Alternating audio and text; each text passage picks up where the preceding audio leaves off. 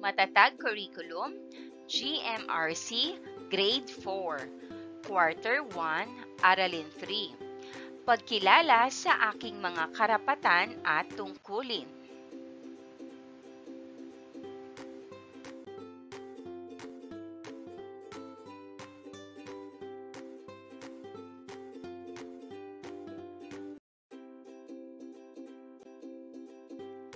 Magandang buhay! Kumusta? Handa na ba kayong mag-aral ngayong araw? Kung oo ang iyong sagot, simulan na natin. Ang ating paksa ay may kinalaman sa GMRC ng ika-4 na baitang at ito ay may pamagat na pagkilala sa aking mga karapatan at tungkulin. Muli, ako si Teacher Aika, ang inyong online teacher. Simulan na natin!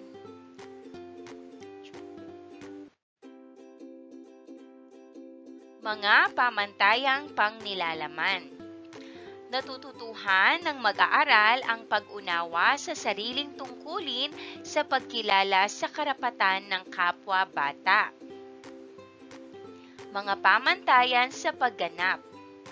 Naisasagawa ng mag-aaral ang mga tungkulin sa pagkilala sa mga karapatan ng kapwa-bata bilang tanda ng pagiging magalang.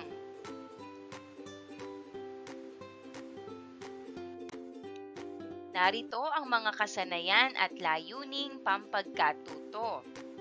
Naisasabuhay ang pagiging magalang sa pamamagitan ng pakikilahok sa mga gawain na kumikilala sa karapatan ng kapwa-bata.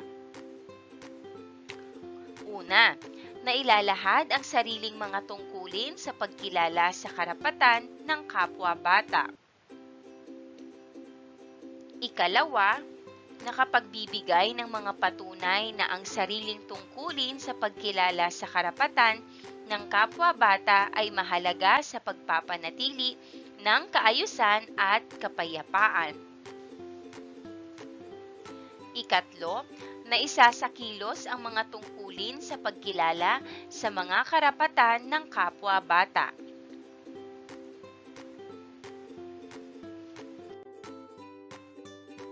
Mga nilalaman, pagkilala sa aking mga karapatan at tungkulin, kahalagahan ng pagkilala sa karapatan ko at ng kapwa-bata, mga paraan ng pagkilala sa karapatan ng kapwa-bata.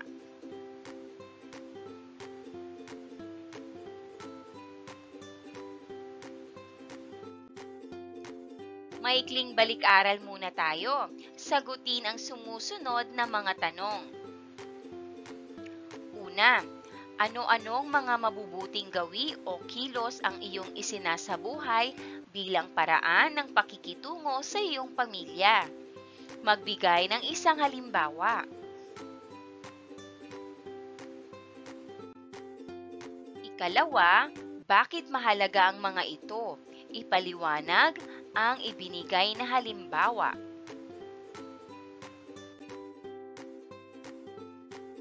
Ikatlo, paano mo gagawing karapatan o tungkulin sa kapwa-bata ang ibinigay sa halimbawa para sa pamilya?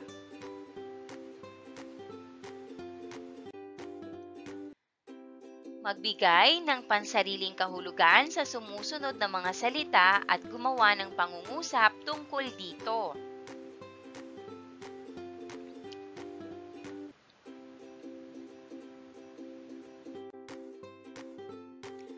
Dumako na tayo sa ating aralin. Pagkilala ng aking mga karapatan at tungkulin bilang isang bata. Karapatang mabuhay at mapaunlad ang sarili. Survival and Developmental Rights. Article 5. Dapat igalang ng gobyerno ang mga karapatan at responsibilidad ng iyong mga magulang na bigyan ka ng direksyon at gabay ayon sa iyong kakayahan. Article 6. May karapatan kang mabuhay at mapaunlad ang iyong sarili at ang iyong mga kakayahan. Article 7. May karapatan kang magkaroon ng pangalan at nasyonalidad. Karapatan mong mairehistro pagkapanganak. Hanggat maaari, may karapatan kang makilala ang iyong magulang at maalagaan nila.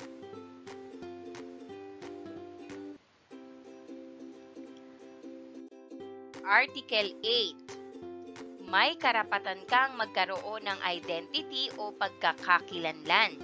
Obligasyon ng gobyerno na siguraduhin na ipagkakaloob sa iyo at napuproteksyonan ang iyong pangalan, nasyonalidad at ugnayan sa iyong pamilya.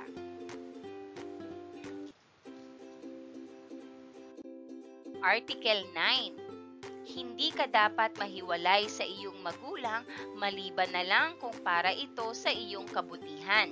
Halimbawa, kapag pinapabayaan o minamaltrato ka ng iyong magulang, kung magkahiwalay ang iyong mga magulang, may karapatan kang makipag-ugnayan sa parehong magulang, maliban na lamang kung makasasama ito sa iyo.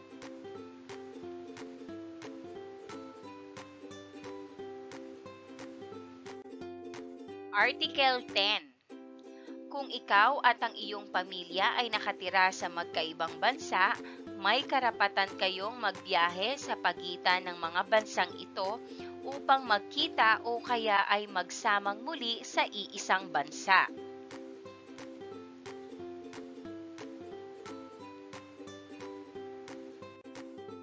Article 18. Ang pareho mong mga magulang ay magkatulong sa responsibilidad ng pagpapalaki sa iyo at dapat na laging isinasaalang-alang kung ano ang dapat pinakamainam para sa iyo. Dapat tulungan ng gobyerno ang iyong mga magulang sa pagpapalaki at pangangalaga sa iyo sa pamamagitan ng pagbibigay ng mga serbisyong susuporta sa kanila, lalo na kung sila ay parehong nagtatrabaho. Article 20. Karapatan mong mabigyan ng espesyal na proteksyon kung ikaw ay wala sa piling ng iyong sariling pamilya. Kung hindi ka maalagaan ng sarili mong pamilya, dapat siguraduhin ng gobyerno na ikaw ay mabibigyan pa rin ng tamang pangangalaga na isinasaalang-alang ang iyong kultura at pinanggalingan. Article 23. Kung ikaw ay may kapansanan, sa isip man o sa katawan, may karapatan ka sa espesyal na kalinga, edukasyon at pagsasanay upang matulungan kang umunlad at magkaroon ng buhay na may dignidad.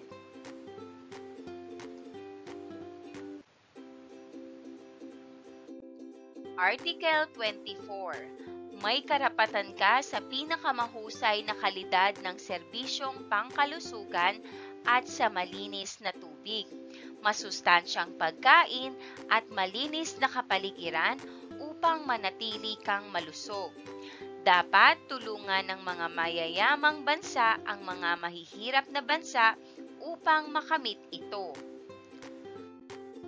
Article 25. Kung ikaw ay nasa ilalim ng pangangalaga ng gobyerno o lokal na mga otoridad, may karapatan kang masubaybayan kung ikaw ay nasa maayos at ligtas na kalagayan. Article 26. Kung ikaw ay mahirap, karapatan mong matulungan ng gobyerno sa iyong mga pangunahing pangangailangan. Article 27. May karapatan ka sa antas ng pamumuhay na sapat upang matugunan ang iyong mga pisikal at mental na pangangailangan. Dapat tulungan ng gobyerno ang mga pamilyang hindi kayang ibigay ang mga ito. Article 28. May karapatan kang mag-aral. Ang pagdidisiplina sa mga paaralan ay dapat may paggalang sa iyong pagkatao at dangal bilang bata. Dapat na libre ang edukasyon sa elementarya. Article 29. May karapatan ka sa isang edukasyon na nagsisikap paunlarin ng lubos ang iyong personalidad at abilidad. Hinihikayat kang igalang ang karapatan at pahalagahan ang ibang tao at igalang ang kapaligiran.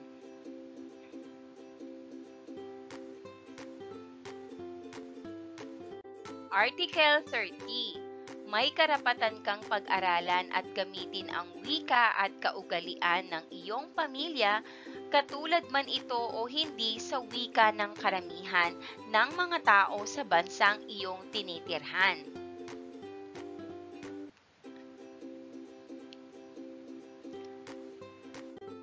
Para naman sa ating gawain, pumili ng 9 na artikulo mula sa iyong mga karapatan na mabuhay at mapaunlad ang sarili at talakayin ang mga ito sa isang kapareha.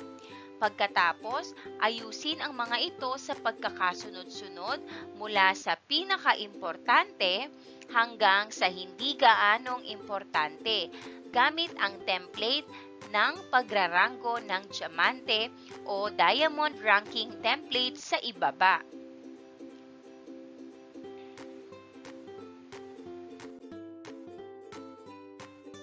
Ano-ano ang mga tungkulin ng isang bata ang may uugnay mula sa napiling pinakaimportanteng karapatan ng kapwa-bata? Magbigay ng 2 halimbawa.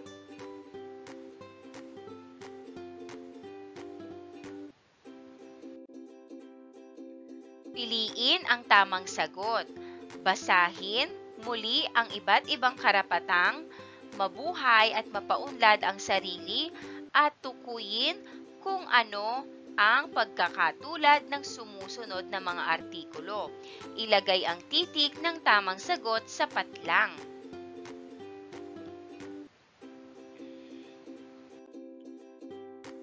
Number 1. Article 10 at Article 20. A. Kahalagahan ng komunikasyon. B. Kahalagahan ng pamilya. O C. Kahalagahan ng sasakyan.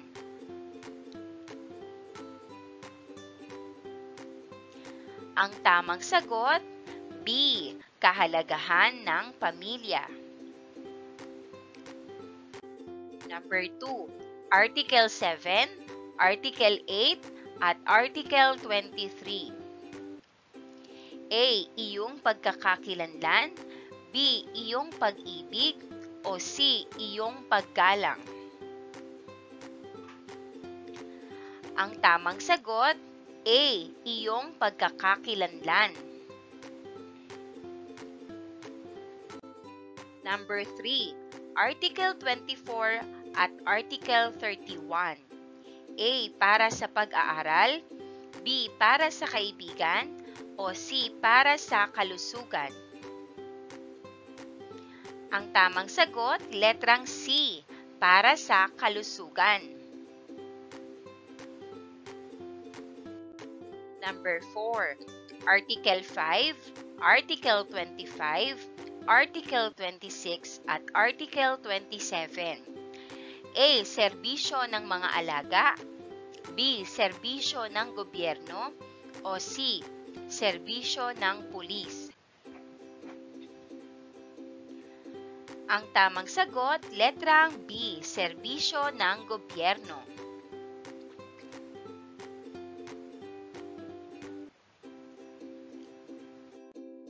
Number 5.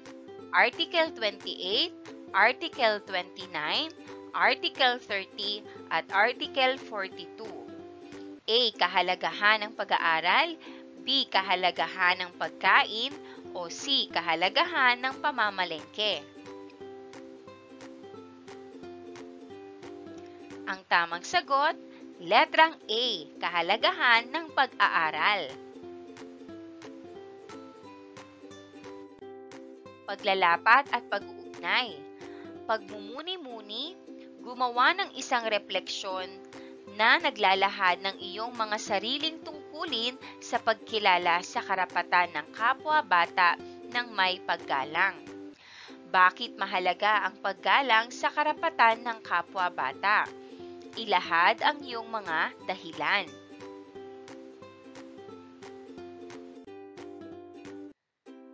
Dumako naman tayo sa kahalagahan ng pagkilala sa karapatan ko at ng kapwa-bata.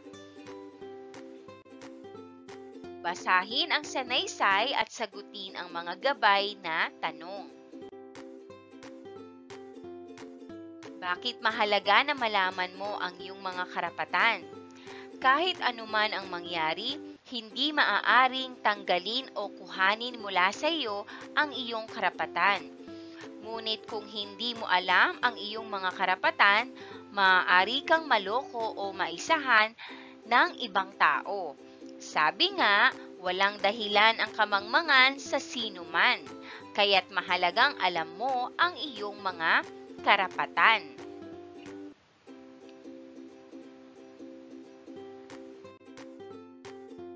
Kung alam mo ito, maaari kang maging child rights advocate o tagapagsulong ng mga karapatang pambata. Bakit mahalaga ang karapatang pambata? Ito ang proteksyon mo mula sa pananakit at pang-aabuso ng ibang tao. Ito ang proteksyon mo sa panahon ng giyera at sakuna. Ito ang nagsisilbing gabay mo sa araw-araw at sa pangmatagalang panahon.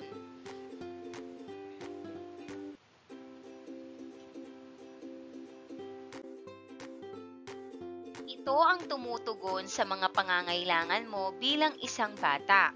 Kung alam mo ang iyong mga karapatan, alam mo rin kung ano ang iyong gagawin sa oras na may nangyaring paglabag sa iyong mga karapatan. Malalaman mo kung ano ang tama mula sa pagnanais mong igalang ang iyong mga karapatan hanggang sa pagsisikap mong gawin ang iyong mga tungkulin na hindi matapakan ang iyong mga karapatan ng kapwa.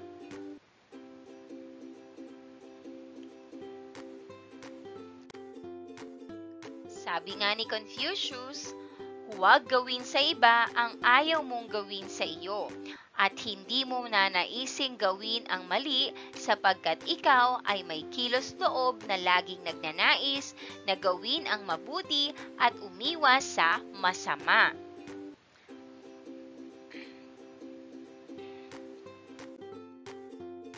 Para sa iyo, anong pangungusap mula sa sanaysay ang napakahalaga?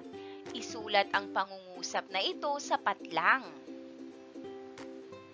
Narito ang aking halimbawang sagot. Kung alam mo ang iyong mga karapatan, alam mo rin kung ano ang iyong gagawin sa oras na may nangyaring paglabag sa iyong mga karapatan.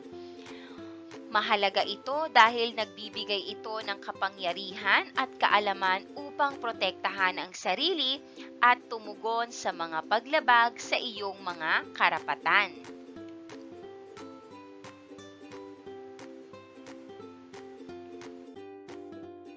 Basahing mabuti ang maikling kwento at sagutin ang tanong tungkol dito. Gamitin ang rubrics na nakapaloob sa pagmamarka ng sagot.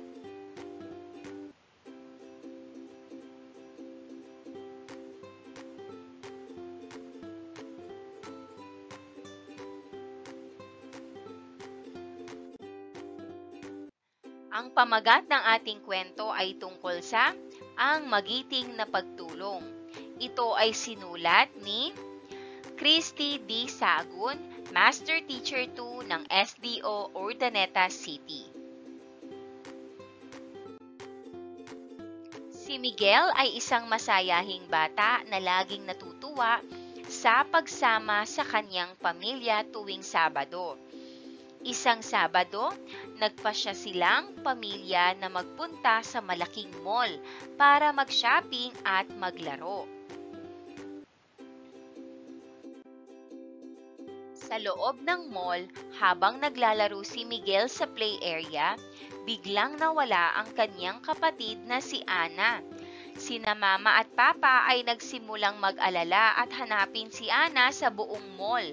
Lumipas na ang ilang minuto, ngunit hindi pa rin nila ito natatagpuan.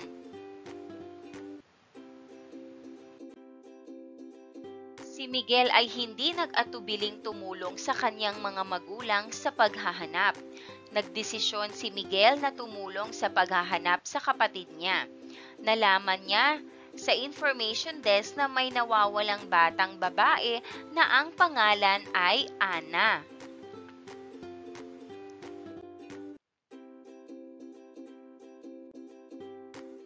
Agad siyang nagbigay ng impormasyon kay mama at papa tungkol sa anunsyo. Pumunta si Miguel at itinanong si Ana kung ano ang nangyari. Sabi ni Ana, naliligaw siya at hindi na alam kung paano bumalik sa play area. Kinuha niya ang kamay ni Ana at dinala siya pabalik sa play area. Sa pangyayaring iyon, ipinakita ni Miguel ang pagpapahalaga sa karapatan ni Ana na makasama ang kanyang pamilya at ang kanyang tungkulin na tumulong sa paghahanap. Nalaman ng kanyang mga guro ang kanyang kagitingan sa pagtulong at naging halimbawa siya ng magalang at mabuting pag-uugali sa ibang mga bata.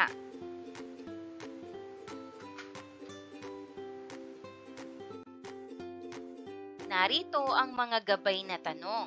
Number 1. Kung ikaw si Miguel sa kwento, gagawin mo rin ba ang kanyang ginawa at bakit? Ikalawa, ano ang iyong gagawin upang maipagmalaki mo ang iyong sariling tungkulin sa pagkilala sa karapatan ng kapwa-bata bilang tanda ng pagiging magalang?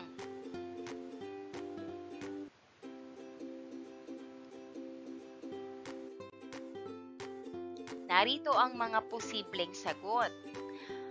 Number 1. Oo, gagawin ko rin ang ginawa ni Miguel. Mahalaga ang pagtulong sa kapwa, lalo na kapag may nangangailangan ng tulong. Sa ganitong paraan, maipapakita ko ang pagmamalasakit at responsibilidad sa mga taong mahalaga sa akin.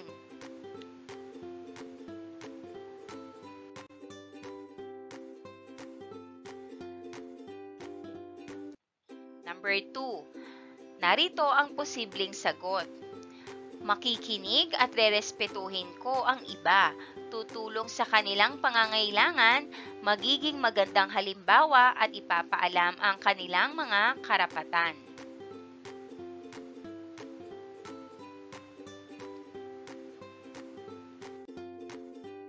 Narito ang rubric sa pagmamarka ng sagot.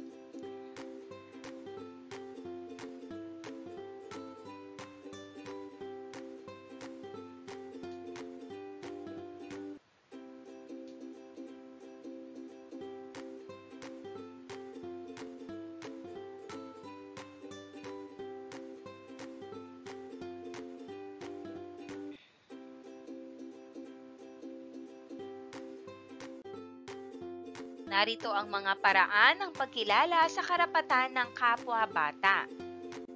Karapatang makilahok o participation rights.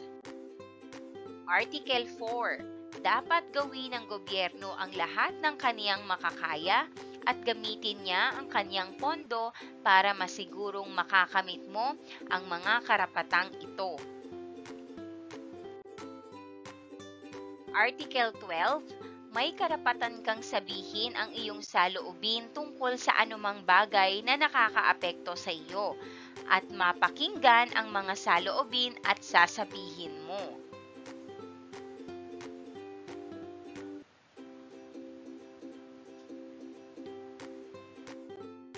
Article 13. May karapatan kang makakuha at magbahagi ng impormasyon hanggat ang impormasyon ay hindi makasasama sa iyo o sa iba. Article 14. May karapatan kang mag-isip at manampalataya ng malaya at isabuhay ang iyong relihiyon na may paggabay ng iyong mga magulang basta hindi mo inaapakan ang karapatan ng ibang tao.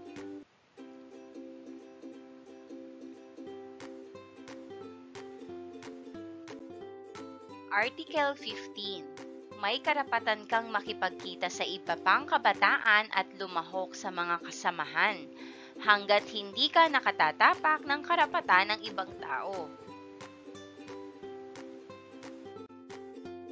Article 16. May karapatan ka sa pribadong buhay. Halimbawa, hindi maaaring basahin o ipamahagi ng iba ang iyong diary, larawan, sulat at mga mensahe sa mobile phone, email at social media na walang pahintulot mo. Article 17. May karapatan ka sa maaasahang impormasyon mula sa mass media. Ang mga telebisyon, radyo at pahayagan ay dapat magbigay ng impormasyon na maiintindihan mo at di dapat na magpalaganap ng mga materyal na makasasama sa iyo.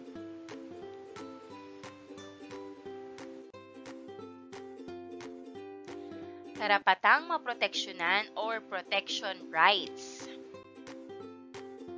Article 11. May karapatan kang maproteksyonan laban sa kidnapping at pagpupuslit sa iyo sa labas ng bansa. Article 19. Dapat siguraduhin ng gobyerno na ikaw ay inaalagaan ng wasto.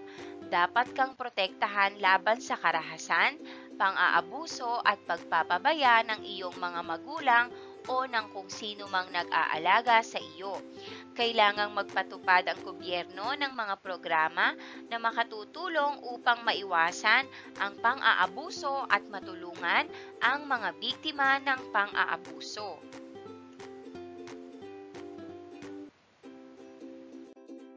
Article 21. Karapatan mong maalagaan at maproteksyonan, inampon ka man o nasa pangangalaga ka ng isang foster family.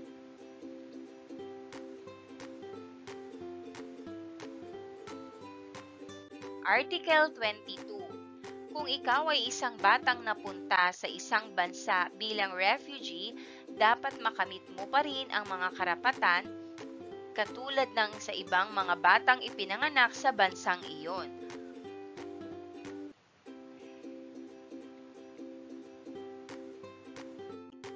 Article 32. May karapatan kang maproteksyonan laban sa trabahong mapanganib o maaaring makapinsala sa iyong kalusugan o edukasyon.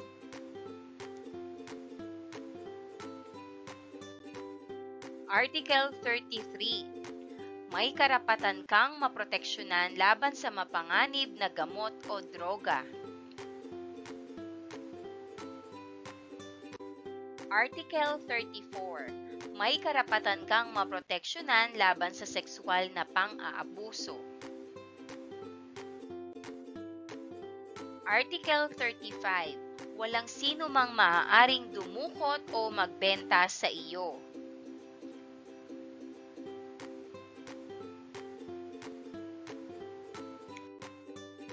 Article 36. May karapatan kang maproteksyonan laban sa anumang gawain na makasasama sa iyong pag-unlad.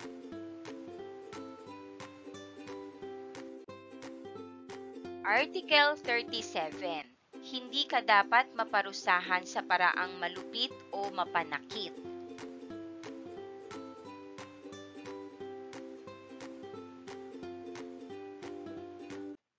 Article 38. May karapatan kang maproteksyonan sa panahon ng giyera. Kung ikaw ay wala pa sa gulang na 15, hindi ka maaaring maging bahagi ng hukbong militar o makibahagi sa giyera. Article 39. Kung ikaw ay napabayaan o naabuso, dapat kang makatanggap ng natatanging tulong upang maibalik ang iyong respeto sa iyong sarili. Article 40. Kung ikaw ay maaakusahan na lumabag sa batas, may karapatan kang makatanggap ng tulong legal. Karapatan mo ring tratuhin ng may respeto at dignidad. Hindi ka dapat ikulong. Ang paglagay sa iyo sa kulungan o pagdaan sa korte ay kailangang iwasan hanggat maaari.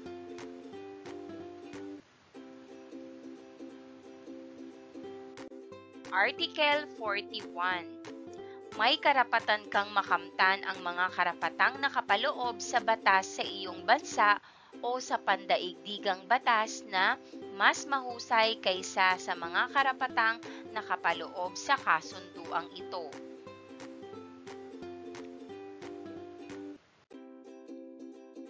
Tayong lahat ay naninirahan ng magkakasama sa isang mundo bilang mga nilalang. Mayroon tayong mga karapatan at responsibilidad sa ating sarili at sa bawat isa.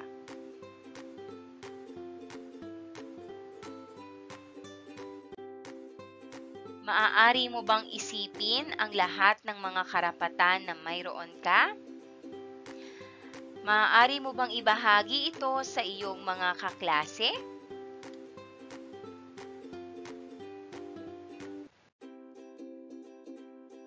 Magbigay ng 3 sariling halimbawa sa sumusunod na mga karapatan at isipin ang katumbas na tungkulin nito sa iyong kapwa at sa iyong sarili. Narito ang talaan na iyong sasagutan.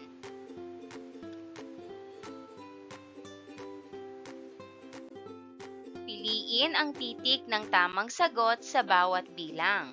Ilagay ang titik ng tamang sagot sa patlang. Narito ang mga pagpipilian. A. Karapatang makilahok. B. Karapatang maproteksyonan. Number 1. Proteksyon sa karahasan. Ang tamang sagot, letter B. Number 2. Proteksyon sa kidnapping. Ang tamang sagot, letrang B. Karapatang maproteksyonan. Number 3. Paglahok sa mga samahan. Ang tamang sagot, letrang A. Karapatang makilahok. Number 4. Magkapagbahagi ng impormasyon. Ang tamang sagot, letrang A. Karapatang makilahok.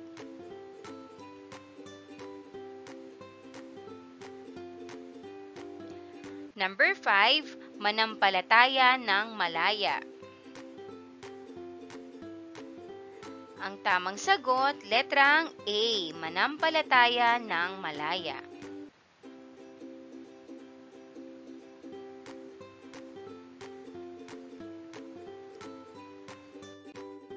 Number 6, proteksyon sa mapanganib na gamot. Ang tamang sagot, letrang B. Karapatang maproteksyonan. Number 7. Proteksyon sa pang-aabuso. Ang tamang sagot, letrang B. Karapatang maproteksyonan. Number 8. May laya na sabihin ang iyong saloobin. Ang tamang sagot, letrang A. Karapatang makilahok. Number 9. Proteksyon sa sexual na pang-aabuso. Ang tamang sagot, letrang B. Karapatang maproteksyonan. Number 10. Proteksyon sa trabahong mapanganib. Ang tamang sagot, letrang B. Karapatang maproteksyonan.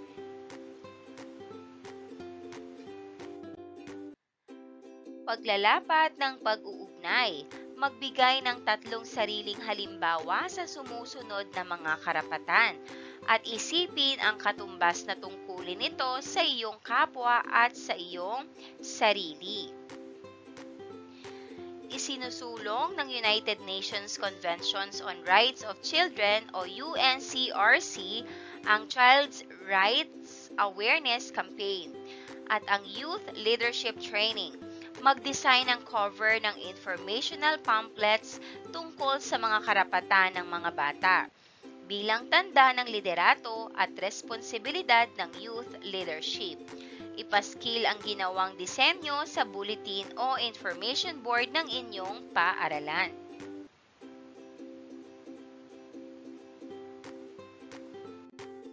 Narito naman ang rubric sa pagmamarka ng sagot.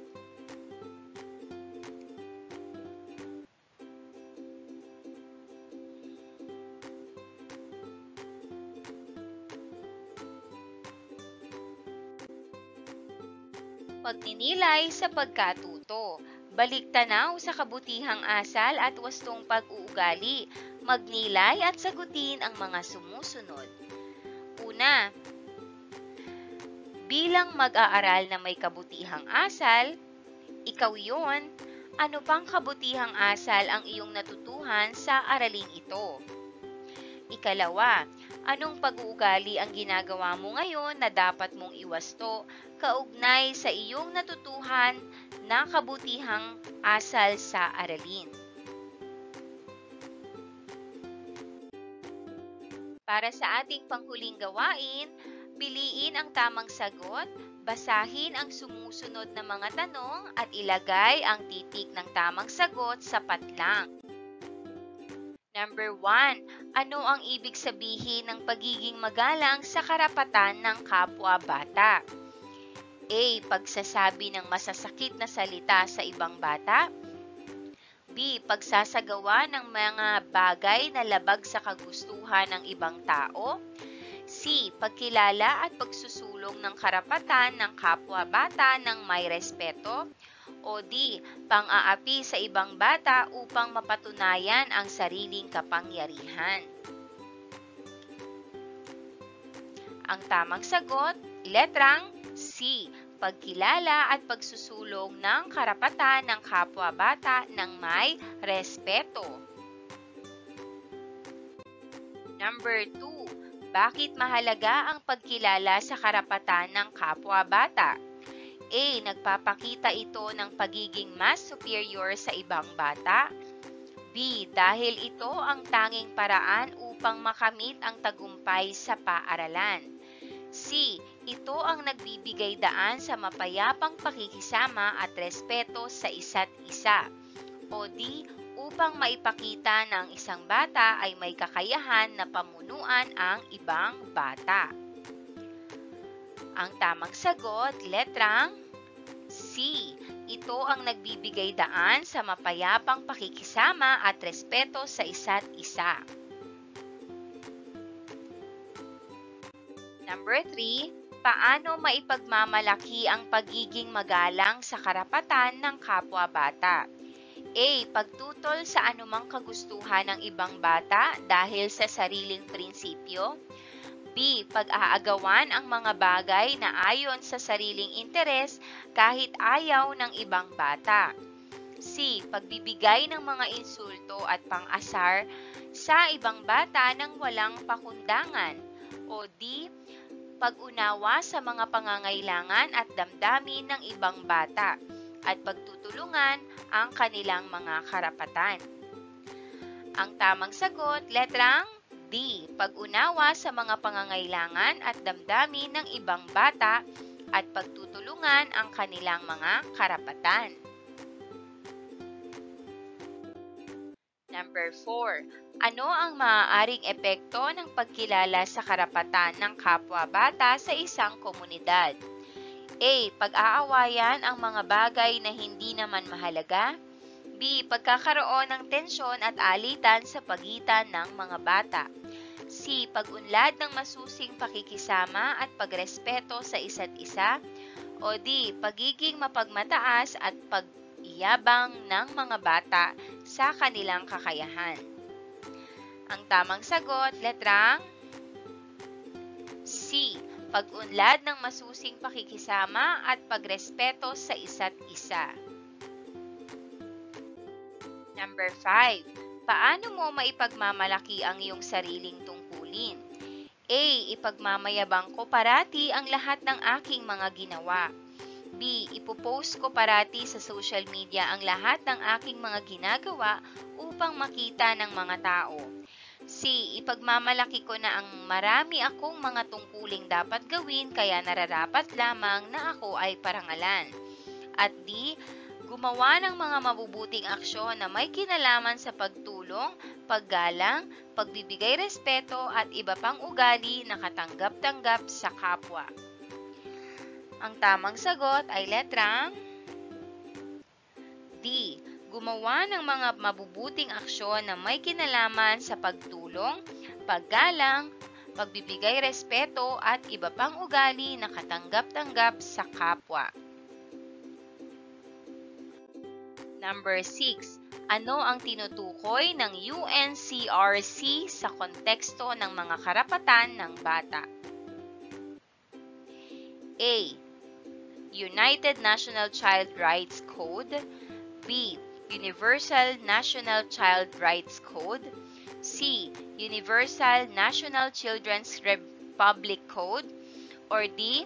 United Nations Conventions on Rights of Children.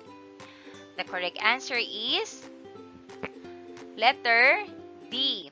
United Nations Conventions on Rights of Children.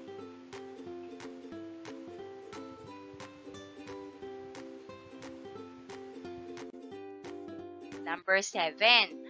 Ano ang pangunahing layunin ng Child Rights Awareness Campaign?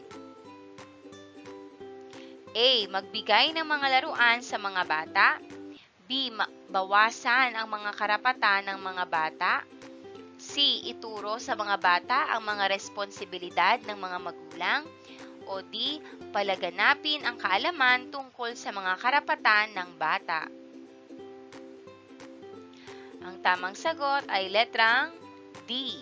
Palaganapin ang kaalaman tungkol sa mga karapatan ng mga bata. Number 8. Ano ang pinakamahalagang aspekto ng karapatan ng mga bata na may kinalaman sa edukasyon? A. Karapatan sa libreng edukasyon. B. Karapatan sa masasarap na pagkain. C. Karapatan sa paggamit ng mga gadget. Or D. Karapatan sa malalaking bahay at lupa. Ang tamang sagot, letrang A. Karapatan sa libreng edukasyon. Number 9. Ano ang pangunahing layunin ng Youth Leadership Training? A. Mag-organisa ng mga protesta laban sa mga matatanda. B. Turuan ang mga kabataan kung paano maging pasaway. C. Turuan ang mga kabataan ng mga liderato at responsibilidad. At D. Palakasin ang mga kabataan sa pagtutulungan para sa mga negatibong gawain. Ang tamang sagot, letrang C. Turuan ang mga kabataan ng mga liderato at responsibilidad. Number 10. Ano ang dapat gawin upang ipakita ang pag-unawa sa karapatan ng kapwa bata? A. Pagsasabi ng masasamang salita sa mga bata. B. Pag-aalis ng mga bata sa mga pampublikong lugar. C. Pagtuturo sa kanila ng maling impormasyon ukol sa mga karapatan. O D. Pagbibigay ng atensyon sa kanilang mga pangangailangan at damdamin.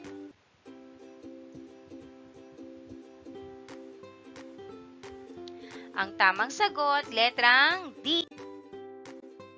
Maraming salamat sa panonood. Huwag kalimutang i-like at mag-subscribe para sa higit pang educational content. I-click ang bell icon para ma-update ka sa ating mga bagong video. Salamat!